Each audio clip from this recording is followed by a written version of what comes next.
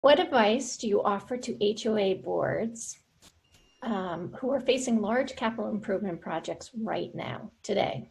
Like, in fact, I have communities that are having leaks 20 times a day. Right.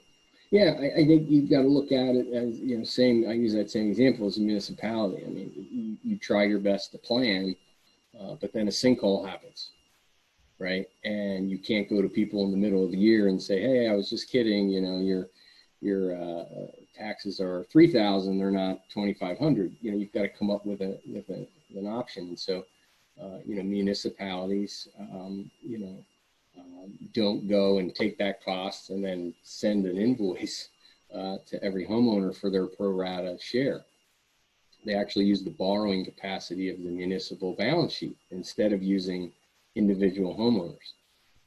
And I think, you being condominiums and HOAs can implement that same strategy, right? Instead of trying to use your annual reserve contribution to catch up to your deficit, see how much financing you can qualify for if you were to allocate a portion of that annual contribution to loan payments.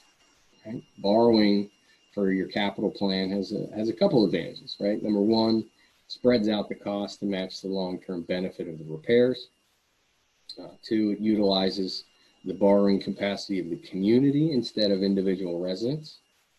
And three, it allows, stability when setting annual budgets, for capital projects, and it allows you to plan well into the future. So if you need to raise dues, you can do it over multiple years, by basically